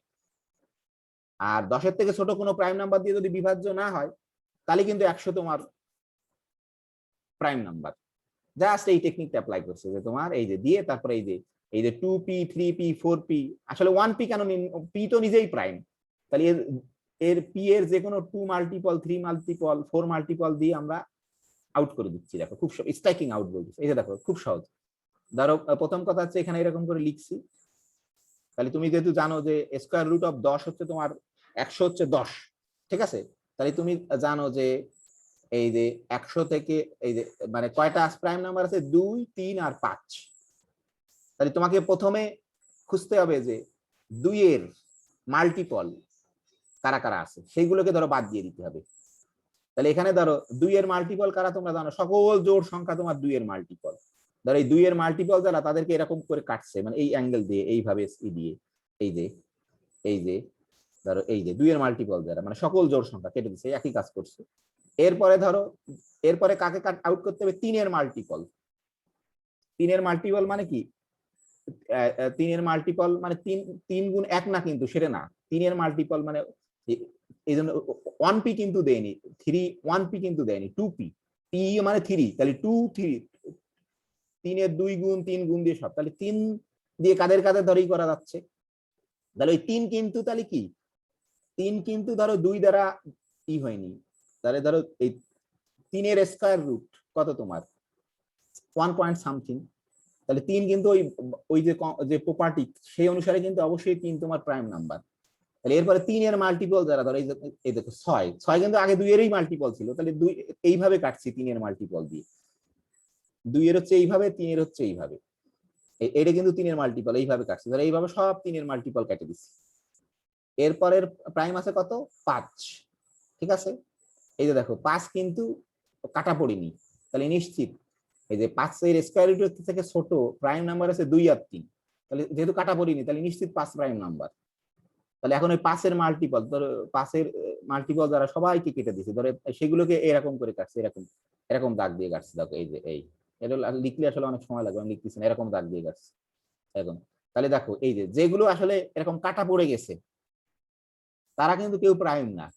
একটা সংখ্যা কিন্তু দেখো 2 বার বা 3 বারও কাটা পড়তে পারে, মানে সে 2 এর মাল্টিপল হতে পারে, 3 এরও হতে পারে অথবা 5 এরও হতে পারে। তাহলে আসলে কি হচ্ছে যারা কাটা পড়ে গেছে তারা হচ্ছে প্রাইম না, আর যারা কাটা পড়েনি তারা হচ্ছে তোমার প্রাইম। আসলে এই সাইকে মানে এই জন্য সাকুনির পরে দিয়ে সাকুনি বলি না আমরা, কি বলি চালা বলি গ্রামের ভাষায়, সাইকে যারা ধরো কাটা কাটা কাটে গেছে মানে যারা নিচে নিচে পড়ে গেছে ধরো, আর যারা উপরে রয়ে গেছে তারা হচ্ছে প্রাইম নাম্বার। নাকি বুঝতে পারো না কিছুই? অবশ্যই বুঝতে পারার কথা, খুব সহজ জিনিস। টেকনিকটা এটা আরো প্রশ্ন আছে, বুঝতে পারছো? এখানে তোমরা একবার পড়লে বুঝতে পারবে, আমি জাস্ট সংক্ষেপে বললাম কারণ অনেক সময় লাগবে এটা যদি আমি দেখাতে যাই। কারো কি প্রশ্ন আছে? মূল টেকনিকটা হচ্ছে যে এই কম্পোজিট নাম্বারের যে প্রপার্টি সেটাকে কিন্তু ব্যবহার করছি আমরা, মূল টেকনিক ওটা কিন্তু যে এই যে 100 এর স্কয়ার রুট বের করছি 2 3 5, তাহলে এই যে তোমার 100 এই যে 2 দ্বারা 3 দ্বারা 5 দ্বারা যদি কম্পোজিট হয় 100 এর নিচের যে কোনো সংখ্যা, এইভাবে তো অনেক সময় লাগবে, হ্যাঁ অবশ্যই তো সময় তো যদি লাগবে, অনেক বড় সংখ্যা হয় হ্যাঁ তাহলে তো অবশ্যই অনেক সময় তো সময় লাগবে, লেগে যাবে। হ্যাঁ অবশ্যই সময় তো লাগবেই। তো তাহলে এই মেথড হ্যাঁ করার হ্যাঁ লাভটা কি আমাদের? লাভ তো নেই, সমস্যা তো এটা এমন মেথড পৃথিবীর কেউ এরপর আর বেরই করতে পারেনি। ধরো খ্রিস্টপূর্ব তোমার, এখন কম্পিউটার এসে ধরো কম্পিউটারে বের করতে পারি। ধরো কোনো কিছুই ছিল না বের করার, তুমি যদি কিছু বের করতে পারো সেটাই অনেক বড় না নাকি? এটা তো ধর আজকে স্যার, আবিষ্কার, হ্যাঁ সেটাই সবচেয়ে ইম্পর্টেন্স। কিছু ছিল না, তুমি কিছু তৈরি করলে, এটাই বিরাট ব্যাপার। আর এটা তো আজকের জন্য না, তো খ্রিস্টপূর্ব কত সালে জানি করছে। কিন্তু মজার বিষয় হচ্ছে কম্পিউটার ছাড়া এর চেয়ে ভালো কোনো টেকনিক হাতে এখনো পৃথিবীর কেউ বের করতে পারেনি।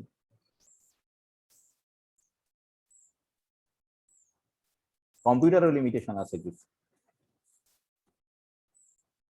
তাহলে আমি ধরো তোমাদের এখানে একটা হোমওয়ার্ক দিব ধরো আগামী দিন, এই যে দুটা, এই যে তাহলে তুমি এই টেকনিকটা তাহলে বুঝতে পারবা যে এই 1 নম্বর আর এই 1 নম্বরে ধরো একটা আছে, এই যে 2 নম্বরটা এটা করার চেষ্টা করবা যে employing the sieve of Eratosthenes obtain all the primes. এই 100 থেকে 200-র ভিতরে যত প্রাইম নাম্বার আছে তুমি এই যে এই টেকনিক ব্যবহার করে বের করতে হবে তোমার। তুমি যদি নিজে করার চেষ্টা করো তাহলে আসলে বুঝতে পারবা। আসলে আমি জানি কিন্তু ওটা তোমরা বোঝো না যে কেমন করে ওটা করে। ইভেন আমিও ভালো করে বুঝতাম না কিছুদিন আগে, না পড়ার আগে। এটাই স্বাভাবিক, যে পরিশ্রম না করলে বুঝতে পারবো না কখনোই। আমি এখানে পড়ার পর আসলে এটা ভালো করে আমি জানতাম যে এরকম করে করা যায়, কিন্তু এরকম ডিপলি কখনো পড়িনি যে কেন এটা ঘটে। হ্যাঁ, আমি নিজেও জানতাম না। তো তুমি যদি ওটা পড়ে বুঝে এটা বের করতে খুবই স্যার, সহজ। এখানে তাহলে এন এর মানটা কত হবে? 100 থেকে 200 মধ্যে যে বলছে। এন এর মান তো 200, তুমি জি এন এর স্যার। মান অবশ্যই 200, এন এর মান অবশ্যই 200। তোমাকে শুরু করতে হবে 100 থেকে, তাই চেক করতে হবে 200 এর স্কয়ার রুট কত হবে। তোমার বোধহয় 14 দশমিক বোধহয় সম্ভবত, তাই না? তাহলে তোমার 14 এর আগে, 14 আগ পর্যন্ত যত প্রাইম নাম্বার আছে তাই দিয়ে তোমাকে ওইভাবে কাজটা করতে হবে। জাস্ট ওইভাবে তুমি ধরো সারি, ওইভাবে সারি দিয়েই করবা। জাস্ট এই জায়গাটা একটু একবার পড়লেই তোমরা বুঝতে পারবা। আসলে সত্য কথা, তুমি যদি এই সত্যি সত্যি না বোঝো, ক্লাস 8-এর একজন বাচ্চাকে তুমি, হ্যাঁ তুমি বলতে পারবে এরকম করে করে, কিন্তু সত্যি সত্যি বোঝাতে পারবে না কখনো। হ্যাঁ, এই জন্য ইম্পর্টেন্ট অবশ্যই। তাহলে এইগুলো আমরা দেখলাম, তো এখন এইগুলো দেখার পর আমাদের মনে একটা প্রশ্ন যাচ্ছে সবার, ধরো ওই আমলে মানুষের মনে একটা প্রশ্ন যাচ্ছে যে আসলে কি বলছে যে এই যে প্রাইম নাম্বার অ্যাকচুয়ালি যে বলছে যে is there are a largest prime number, সবচেয়ে, or do the prime number go for ever, অথবা সারা জীবনই প্রাইম নাম্বারের কখনো শেষ নেই। সবচেয়ে বড় প্রাইম নাম্বার আছে, সবচেয়ে বড় প্রাইম নাম্বার আছে মানে কি, তাহলে এর পরে আর কেউ নেই। অথবা যদি সবচেয়ে বড় প্রাইম নাম্বার না থাকে, do the prime number go on forever, সারা জীবন মানে তুমি প্রাইম নাম্বার খুঁজে পেতেই কি থাকবা? এটা একটা অবভিয়াস কোশ্চেন ছিল সেই আমলে মানুষের। ইউক্লিড, সেই ইউক্লিডের আমলে এই প্রশ্নের অ্যান্সার দিচ্ছে। ঠিক আছে, তাহলে আমরা আজকে এইটুকু অন্তত দেখবো, is there are a largest prime number or do the prime number go for ever. কি মনে হয় তোমাদের, জানো প্রাইম নাম্বার কি শেষ আছে? হুম, হ্যালো, হুম, কি মনে হয়, বা সবচেয়ে তুমি বড় প্রাইম নাম্বার খুঁজে পাবা? না স্যার, সম্ভব না। হ্যাঁ, তারা সেটা আমরা মুখে এখন বললাম ইয়ে সম্ভব না, ওর কথা ঠিক, কিন্তু আসলে ম্যাথমেটিক্স তো তোমার ধরো প্রমাণ চায় সবসময়। ঠিক আছে, দেখো খুবই খুবই সহজ প্রমাণ আছে, আমি এটা দেখাচ্ছি তোমাদের। যে একটা থিওরামই আছে, there is an infinity number of primes. আসলে প্রাইম নাম্বার হচ্ছে অসীম, এর কোনো শেষ নেই, বা সবচেয়ে বড় কোনো প্রাইম নাম্বার নেই, যে কেউ বলতে পারেনি যে এটাই সবচেয়ে বড় প্রাইম নাম্বার, এরপরে আর কোনো প্রাইম নাম্বার নেই। আর খুবই শেষে দিয়ে গেলে শুধু প্রাইম নাম্বার বেশি হবে কি? আসলে প্রাইম নাম্বার বাড়ে না, কমে যায় স্বাভাবিক। সেটাও এখনো মানুষ এইভাবে বলতে পারে না, খালি অনুমান করে, কনজেকচার, গেস করে আর কি। হ্যাঁ, এটা এখনো মানে সারা পৃথিবীর মানুষের কাছে মিস্ট্রি একেবারে, যে প্রাইম নাম্বার। হুম, যে আমরা ধরো এই প্রুফটা খালি দেখাই যে তোমার দেয়ার আর ইনফাইনাইট নাম্বার অফ প্রাইমস, খুব ইম্পর্টেন্ট প্রুফ। কিন্তু কিন্তু প্রুফটা খুবই সহজ আর কি, মানে এত সুন্দর যুক্তি ব্যবহার করে সেই মানে খ্রিস্টপূর্বে মানুষ আবিষ্কার করে ফেলছিল, এখনো মানুষের কাছে বিস্ময় মনে হয় আর কি এটা। এত সহজে কাউন্ট করে প্রমাণ করি, তাহলে আমরা এটা ধরো একটা থিওরাম, এটা থিওরাম 3.14 আমরা বলতেছি there is an infinite number of prime, there is an infinity number of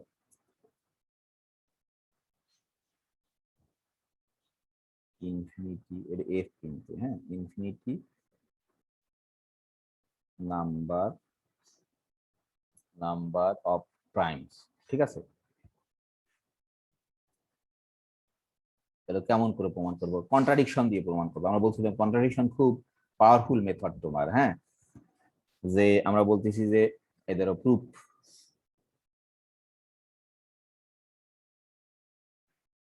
ধরো আমরা মনে করে নিচ্ছি যে suppose the number of prime is finite, ধরো আমরা মনে করে নেবো এটা, suppose the number of primes is finite, suppose the number of primes are finite, ধরো আমরা ধরে নিচ্ছি যে ফাইনাইট, তাহলে ফাইনাইট মানে কি, ধরো শেষ আছে অবশ্যই, তাই না? তাহলে আমরা ধরে এরকম করে ধরে নিচ্ছি যে কি বলে যে এইভাবে আমরা ধরে নিচ্ছি, ধরো লেট এদের p1 মানে ফার্স্ট প্রাইম নাম্বার, এটা আমরা জানি প্রথম প্রাইম নাম্বারটা তো 2 তোমার, ধরো p2, ধরো এটা সেকেন্ড প্রাইম নাম্বার, এটা হচ্ছে কত তোমার 3, তাই না? তারপরে p3, এটা কত তোমরা জানো, এটা জানো সবাই যে 5, আমরা এরকম বলতেছি যে ধরো p4 বোধহয় 7, যেহেতু ফাইনাইট যে আমরা এরকম করে করে এই যে b আমরা বলতেছি এই যে the primes in, ধরো আমরা কি এটা কি অর্ডারে লিখছি বলো তো, অ্যাসেন্ডিং না ডিসেন্ডিং অর্ডার? অ্যাসেন্ডিং অর্ডারে, তাই না? যেহেতু ফাইনাইট আমরা অ্যাসেন্ডিং অর্ডারে লিখতে পারছি, এই যে অ্যাসেন্ডিং, ধরো অ্যাসেন্ডিং অর্ডার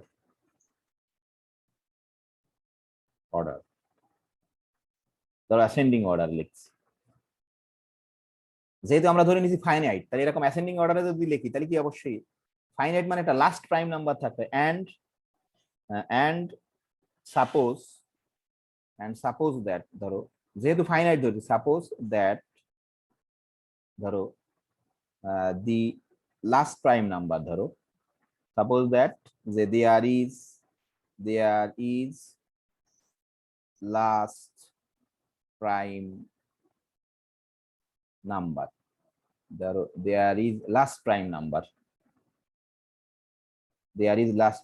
যেহেতু finite there is last prime number, সেটাকে আমরা ধরলাম কল বলতেছি, ধরো সেটা একটা নাম দিতে, যেহেতু ফাইনাইট ধরো সেটার নাম দিলাম যে pn, আমাদের যে লাস্ট প্রাইম নাম্বার সেটার নাম দিলাম pn, ঠিক আছে?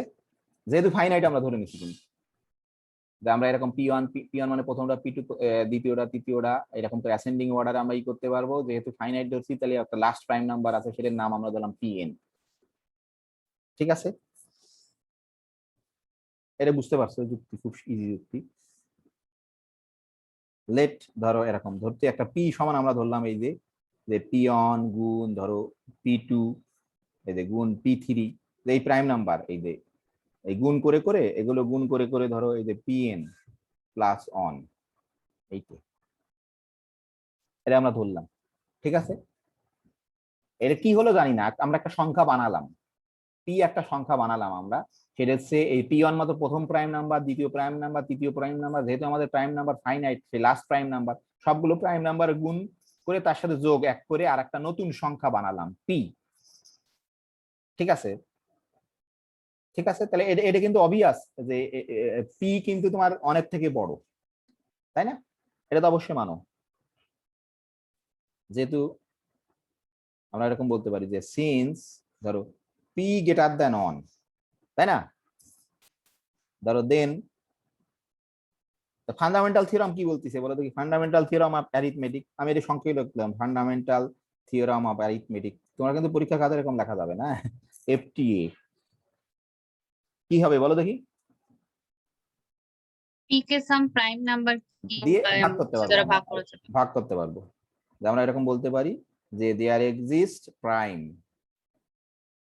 তাহলে দেয়ার এক্সিস্ট প্রাইম, এটাকে আমরা একটু অন্য নাম দিই, যেহেতু পি আর তো নাম দিতে পারবো না, পি দিয়ে ফেলতে, ধরো পি স্টার বলবো, দেয়ার এক্সিস্ট প্রাইম পি, নাম দেওয়া তোমার হাতে, যে সাস দ্যাট যে পি স্টার ডিভাইডস তোমার পি। ঠিক আছে, আমার ধারণা এটা সবাই মানো, ঠিক আছে, বুঝতে পারছো? তাহলে এখন এখন তুমি আমরা কি দাবি করছি বলো দেখি? একমাত্র এর বাইরে আর কোনো প্রাইম আছে আমাদের? P1 P2 P3 Pn বাদে আর কিন্তু কোনো প্রাইম নেই। আমরা বলছি যে প্রাইম নাম্বার ফাইনাইট এবং লাস্ট প্রাইম নাম্বার হচ্ছে Pn। তাহলে এই যে পি স্টার তো বলতেছো তুমি একটা প্রাইম নাম্বার যার দ্বারা পি কে ভাগ করা যাবে। তাহলে কি, যেহেতু এই P1 P2 P3 Pn ছাড়া কোনো প্রাইম নাম্বার নেই, তাহলে এই পি স্টার কোনো না কোনো একটা সমান হবে, হয় P1 এর সমান হবে, নতুবা P2 সমান হবে, নতুবা P3 সমান হবে, নতুবা Pn এর সমান হবে, নাকি? না মানো না এটা? হুম। জি স্যার। বাট দেখো P1 P2 আপ টু ধরো Pn, তাই না, আর the only prime, are the only prime, তাই না, আর the only prime, যেহেতু পি স্টারও একটা প্রাইম, তাহলে অবশ্যই অবশ্যই আমরা বলতে পারি যে সো দ্যাট যে তোমার কি হবে, এই যে পি স্টার, সরি আমাদের উপরে পি স্টার দিচ্ছি না, নাম তোমার মতো তুমি যেমন করে দেবা, সমস্যা নেই, P star equal to some ধরো পি কে, তাই না, হবে অবশ্যই ধরো for some K, for some, কোনটা সমান হবে আমরা জানি না, কিন্তু একটা সমান হবে নিশ্চিত, এই P1 P2 Pn এর, এখানে কে এর মান অবশ্যই তোমার 1 2, আমাদের সময় 2 মিনিট আছে মাত্র, হ্যাঁ এই যে, হ্যাঁ শেষ হয়ে যাবে, ঠিক আছে নাকি? এটা এটা মানো কিনা, দেখো এটা কিন্তু ইম্পর্টেন্ট লজিক, ঠিক আছে নাকি ঠিক নেই?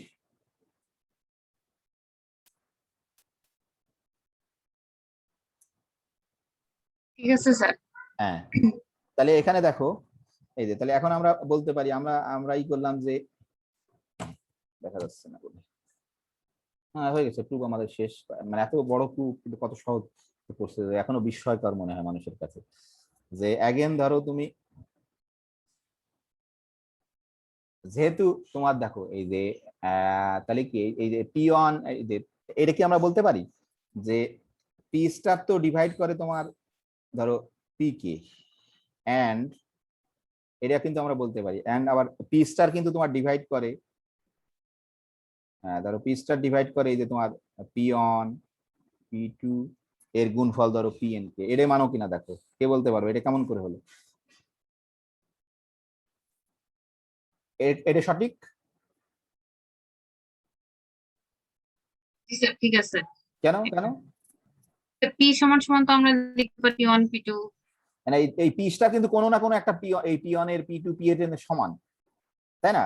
তাহলে যদি এর কোনো একজনকে ভাগ করে, যেহেতু সবাই প্রাইম, আমরা ওই যে কি করছিলাম, তাহলে তাহলে এদের অবশ্যই গুণফলটাকেও ভাগ করবে, সেটা আমরা জানি যে পি যদি প্রাইম হয় এ গুণ বি কে ভাগ করে, ওই সেই যুক্তি অনুসারে, তাহলে যেহেতু পি স্টার একেও ভাগ করে, পি স্টার একেও ভাগ করে, তাহলে কি পি স্টার এর আর এর লিনিয়ার কম্বিনেশনকে অবশ্যই ভাগ করবে, আমরা জানি, তাই না? আমরা পড়ছিলাম একটা থিওরাম, কেউ যদি ভাগ করে, ধরো ধরো দিস, ধরো ইমপ্লাই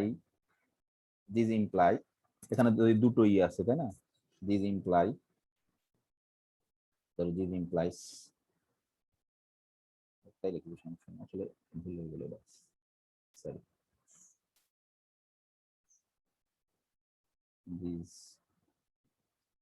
ইমপ্লাই, ধরো কি ইমপ্লাই করবে, আমরা এটা দেখো বুঝতে পারবো না, যে পি স্টার কি হবে বলো দেখি, এর লিনিয়ার কম্বিনেশনকে ভাগ করবে, মানো কিনা আমি জানি না, যে পি কাকে কাকে করবে বলো দেখি, পি মাইনাস, এখানে লিনিয়ার কম্বিনেশন করো -1 দিলাম, এর সাথে 1 নিলাম, এই যে P1 P2 up to Pn, এটা মানো, এটা কিন্তু লিনিয়ার কম্বিনেশন, পিটা যদি একে ভাগ করে, পিটা যদি একে ভাগ করে, তাহলে অবশ্যই অবশ্যই লিনিয়ার কম্বিনেশনকে তোমার ভাগ করবে, নাকি করবে না? লিনিয়ার কম্বিনেশন এর মান নিচে 1 আর বিন মান নিচে -1, তো সমস্যা নেই, ঠিক আছে নাকি? স্যার এই কন্ডিশনটা বুঝলাম না স্যার। লিনিয়ার কম্বিনেশনকে ভাগ করে। আমরা মনে নেই তোমার যদি এই ধর এ যদি ধরো এ পি যদি এ কে ভাগ করে, পি যদি ধরো জি বি স্যার, কে ভাগ লিনিয়ার করে, কম্বিনেশন লেখা পি আছে। অবশ্যই এ এক্স প্লাস বি ওয়াই এর লিনিয়ার কম্বিনেশনকে ভাগ করবে। আমরা পড়ছিলাম কিন্তু কোথায় জানি, তাই না? এটা কিন্তু এর আর এর লিনিয়ার কম্বিনেশন বানাইছে। ধর এর মান দিছি হচ্ছে ধর এক্স এর মান দিছি হচ্ছে 1 আর ওয়াই এর মান দিছি কত তোমার minus r for any integer. এই যে দেখো আমি তোমাদের মনে আছে নেই এটা বুঝতে পারছি, এরকম ছিল কিন্তু দেখো ধরো কথার কথা আমরা যদি জি বলি স্যার, মনে হ্যাঁ, আছে। যে পি যদি ডিভাইডস করে ধরো এ কে এন্ড পি যদি ধরো ডিভাইডস করে বি কে, প্রাইম প্রাইম কিছু না কিন্তু, তাহলে পি অবশ্যই ডিভাইড করবে a x plus b y কে। মনে নেই এবার এই যে ফর এনি এই এক্স ওয়াই কিন্তু যে কোনো integer for any x y in z, তোমার যে কোনো ইন্টিজার। দেখো হয়তো একটু আমার ভুলে যায় স্বাভাবিক, ঠিক আছে? তাহলে আমরা এখানে দেখো এক্স এর মান দিচ্ছি কিন্তু 1 আর ওয়াই এর মান নিচ্ছি হচ্ছে -1, কোনো সমস্যা নেই, আমাকে এটা দরকার এই জন্য নিচ্ছি। ঠিক আছে, আশা করি বুঝতে পারছো নাকি এখনো বুঝতে পারোনি? হ্যালো, জি স্যার। হ্যাঁ সময় শেষ, জি স্যার। সময় শেষ হয়ে সরি 1 মিনিটে শেষ হয়ে যাবে। তাহলে এখন এখানে ধরো আমরা কি করতে পারি, কি লিখতে পারি বলো দেখি, কে বলতে পারে যে পি স্টার সমান কি লিখতে পারো? এটা মানে কত বলো দেখি? 1 এটা মানে 1, কিন্তু আমরা এমন ভাবে তৈরি করছিলাম যে এটা মানে 1, the p স্টার এই যে ডিভাইডস অন, পি স্টার যদি অন কে ডিভাইডস করে তোমার তার মানে কি? এটাও কিন্তু আমরা p পড়ে যাচ্ছে স্টার ইকুয়াল টু 1 লিখতে পারি, অবশ্যই পি স্টার কারণ ইকুয়াল p টু স্টার একটা হ্যাঁ প্রাইম। হ্যাঁ পি স্টার ইকুয়াল টু তোমার 1, কিন্তু তাছাড়া কোনো উপায় নেই, প্লাস মাইনাস 1 হয় আমরা জানি। পি স্টার প্রাইম কি প্রাইম না তা কিন্তু আমরা কিছু জানি না। স্যার 1 কি হলো? হ্যাঁ হ্যাঁ এই যে ধরো এই সংখ্যাটাই 1 কে তোমার ভাগ করে, কোন সংখ্যা ধরো 1 কে ভাগ করে? 1 কে কি কি দিয়ে ভাগ করা যায়? এই যে দেখো এটা আমরা এটা পড়ছিলাম, এই যে খেয়াল করে দেখো যে যদি ধরো এ যদি ডিভাইডস অন করে তাহলে অবশ্যই এ সমান সমান তোমার প্লাস মাইনাস 1 হয়, এর মান 1 হবে অথবা এর মান -1 হবে, তাই না? স্যার এই বুঝতে পারছি, বাট ওই যে বিয়োগ থেকে 1 কিভাবে নিয়ে আসলেন? ও বিয়োগ কেন? এই যে এখানে তো আমরা একটা তৈরি করছিলাম না, এই যে দেখো তো জানি এই যে পি এটাকে যদি এদিকে পার করে দাও, P minus p1 p2 p3 pn সমান সমান 1 না? ও আচ্ছা, ঠিক আছে। এই যে এখান থেকে তাহলে আমরা অনলি যেহেতু পজিটিভ নাম্বার নিয়ে আমরা কাজ করছি, অনলি কনসিডার পজিটিভ ইন্টিজার। এখানে তুমি বড় করে লিখে দিতে পারো, যেটা কালো কালি দিয়ে লিখতে পারো যে অনলি কনসিডার পজিটিভ ডিভিজার, কারণ আমরা করতেই পারি যে সব এখানে তাই সবসময় বলবো অনলি কনসিডার পজিটিভ ডিভিজার্স। ঠিক আছে, অনলি কনসিডার পজিটিভ ডিভিজার। ঠিক আছে, তাহলে এই দেখো একটা কিন্তু কন্ট্রাডিকশন পেয়ে গেছি না? পি স্টার আমাদের কি ধরা ছিল? প্রাইম ধরা ছিল না? বা P star greater than on ছিল, যাই বলো তোমার সমস্যা নেই, তাই না? নাকি? তাহলে আমরা এখানে বাট আমাদের কি ছিল বলো তো, কি যে পি স্টার যেহেতু প্রাইম ছিল তাহলে কি অবশ্যই পি স্টার যদি প্রাইম হয় সে তো অবশ্যই আমরা প্রাইমের ডেফিনেশনে জানি গ্রেটার দেন অন। এই কন্ট্রাডিকশন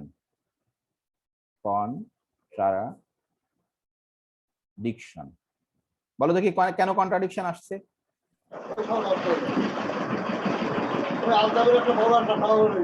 স্যার আমরা p স্টার সমান সমান 1 পেয়ে গেছি, এই জন্য না কন্ট্রাডিকশন না, কিন্তু এই এটা কন্ট্রাডিকশন তো ছিল স্যার প্রাইম নাম্বার স্যার। আমরা হ্যাঁ। ধরে নিয়েছি যে ফাইনাইট এই যে প্রাইম। হ্যাঁ, তাহলে মূল আমরা কি ধরে নিয়েছিলাম যে প্রাইম নাম্বারস আর ফাইনাইট।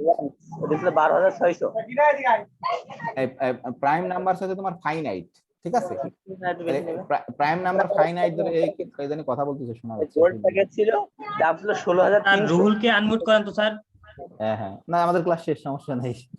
হ্যাঁ তাহলে কি হয়ে যাচ্ছে দেখো, এই কন্ট্রাডিকশনটা কেন বললাম? প্রাইম নাম্বারকে তোমার ফাইনাইট ধরি, তাহলে আমরা যা ধরছিলাম সেটা সঠিক না। তাহলে অতএব therefore the number of primes, দেখো খুব সহজ, the number of কি করে কিনে জানেন? number of primes মানুষ কিনে 6000 টাকা দিয়ে। the number of primes is আমাদের মতো মানে আপনাদের মতো গ্রাম নাই। infinity, তাই না? সরি ফাইনাইট তো বলা যাবে না। 6 মাস 7 মাস পরে কেউ কি আগে থেকে টাকা দিতে চায়? তারপর যারা মিউট ফোর্স মিউট তো করা যায় বোধহয় না? জি স্যার করা যায়, মিউট হ্যাঁ। All unmute all. দেখো আমাদের ক্লাস শেষ এটা বুঝতে পারলে, কিন্তু খুবই ছোট কিন্তু খুব মানে ডিপ রেজাল্ট আর কি। মানে এটা কিন্তু আসলে সেই শত শত বছর আগে মানুষ প্রমাণ করে ফেলছে, শত শত হাজার হাজার খ্রিস্টপূর্ব ইউক্লিড আমলে প্রমাণ করছে। মানে মানুষ এখনো বিস্ময়কর ভাবে যে কেমন করে এটা প্রমাণ করে ফেলছে যে প্রাইম নাম্বার আসলে শেষ নেই কোনো। তো ঠিক আছে, আজকে আমাদের ক্লাস শেষ। এখানে কোনো প্রশ্ন আছে তোমাদের? আমরা যা জানি সেই দুটো জিনিস ব্যবহার করি সেইগুলো নিয়েই, আর আমি তোমাদের হোমওয়ার্ক দিয়ে দিব, তো তোমরা অবশ্যই এটা চেষ্টা করবা এটা করার। কন্ট্রাডিকশনটা কিভাবে হলো স্যার আরেকবার বলেন তো। কন্ট্রাডিকশন আমরা কি ধরছিলাম? ধরো আমরা এই কন্ট্রাডিকশন এখানে কি ধরো পি স্টার ডিভাইডস এ, মানে পি স্টার ইকুয়াল টু এ, কিন্তু তুমি পি স্টার ধরছিল কি একটা প্রাইম নাম্বার না? পি স্টার কি প্রাইম ছিল না? এই দেখো পি স্টার কিন্তু প্রাইম, কিন্তু আমরা প্রাইমের ডেফিনিশনে কি জানি? প্রাইম নাম্বার সবসময় তো একের থেকে বড়, কিন্তু তুমি পেয়েছো কি পি স্টার সমান 1 পাইছো, তাহলে কি কন্ট্রাডিকশন না? জি স্যার। এই যে পি স্টার সমান 1 পাইছো, কিন্তু পি স্টার তো 1 এর থেকে বড় হবে সবসময়, তাহলে তো কন্ট্রাডিকশন এই। আর এই কন্ট্রাডিকশনটা কেন পাইছিলাম? প্রাইম নাম্বারকে তোমার ফাইনাইট ধরে, ঠিক আছে? কন্ট্রাডিকশন পাইছিলাম প্রাইম নাম্বারকে ফাইনাইট ধরে, তাহলে কি আসলে আমরা যা ধরছিলাম সেই সঠিক না। মানে এর মেথড অফ কন্ট্রাডিকশন কিন্তু খুবই স্ট্রং মেথড, হ্যাঁ, যদি যে স্যার। বিভিন্ন জিনিস প্রমুখ করার।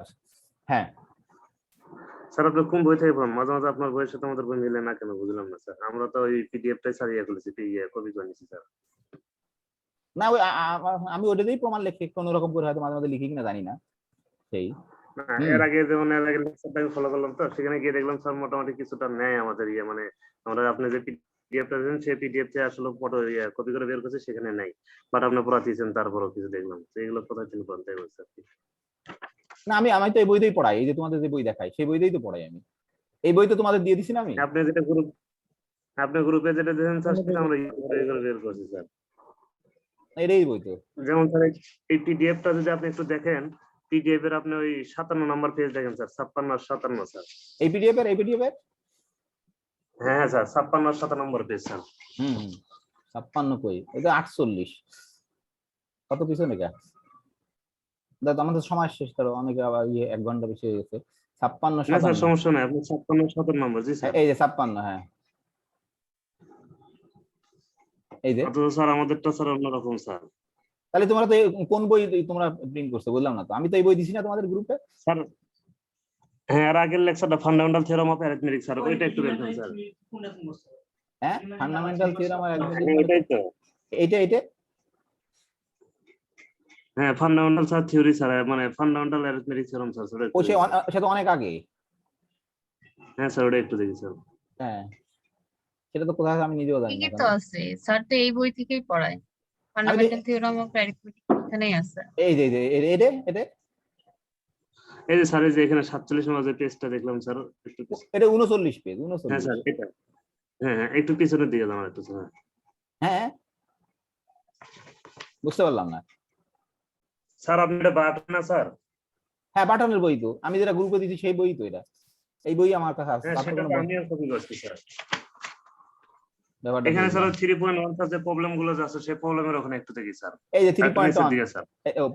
প্রবলেম না, এগুলো তো জি স্যার, জি স্যার। এগুলো জি সব স্যার। থিওরাম। এই যে প্রবলেম এগুলো। আচ্ছা আরো নিচে এই যে এখানে স্যার, এখানে স্যার। বলো এই যে স্যার এই যে প্রবলেমের উপরে যে স্যার কিছু একটু দেখতেছি যে স্যার আপনার মানে পিথাগোরাসের যে ইয়েটা স্যার, প্রমাণটা যেটা করা আছে √3 এর সমান √2 এর সমান, হ্যাঁ এইটুকু স্যার আমাদের বইতে নাই স্যার। 43 নম্বর পেজের যে মাঝে এখানে যে গ্যাপটা, এইটুকু নাই স্যার। আর নাই কে? আমি তো এই বই দিছি সেই বই তো, তাহলে তো বুঝলাম না কোনো কারণ, কি কারণ হলো আবার। পিডিএফ এর আবার গোলমাল আছে নাকি কোনো? তুমি যদি ডাউনলোড করতে গিয়ে অনেক সময় তো ঝামেলা হয় পিডিএফ এ, বোঝা নাকি? তা তো হওয়ার কথা না, পিডিএফ তো স্বাভাবিক হয় না, পিডিএফ তো পোর্টেবল স্যার বলে। আপনার এখানে 43 নম্বর পেজ দেখাচ্ছে, আমারও যে পিডিএফ বাটনের বইটা নাম আছে এটা 57 নম্বর পেজ স্যার। কোন বই নামাইছে? ভার্সনের উপর বই ঠিকই আছে, মানে ভার্সনের উপর পেজ নাম্বারটা। আরে আমি তো ভার্সন তো তোমাদের 7th এডিশনই দিছি, সেই গ্রুপে কি 7th এডিশন দিছি না আমি, নাকি কোন এডিশন দিছি? ভুল করছি নাকি আবার? সেটা হতে পারে। না স্যার ঠিকই তো আছে, এই বই তো আপনি দিয়েছেন। তাহলে তো মুশকিল, আমি তো এই বই এটাতে দিলে। যে আমি দেখতে পাচ্ছি ঠিকই তো আছে স্যার, কোনো সমস্যা নাই। তো তাহলে তুমি পলাশ বোধহয় ভুল করে অন্য কোনো ভার্সন, হয়তো 6 ভার্সন তুমি করছো কিনা কোনো ভাবে, সেরকম কিছু হতে পারে, বুঝতে পারছো? জি স্যার। এরকম সামথিং কিছু ঘটতে পারে মাঝে মাঝে তো আসলে এই প্রযুক্তির সমস্যা। যাতে তোমারটা এটা 7th এডিশন, কিন্তু 7th এডিশন এরকম হবে তোমার। হ্যাঁ, আমি কোথায় এটাই দিছি, আর আমারও ভুল হতে পারে। আমার যতটুকু মনে পড়ে এটা দিছিলাম না নাকি গ্রুপে? আমিও তো স্যার গ্রুপ থেকে স্যার জি ইয়ে স্যার, করি স্যার, গ্রুপে ইয়ে আপনি করলাম, এটাই পরে দিয়েছেন।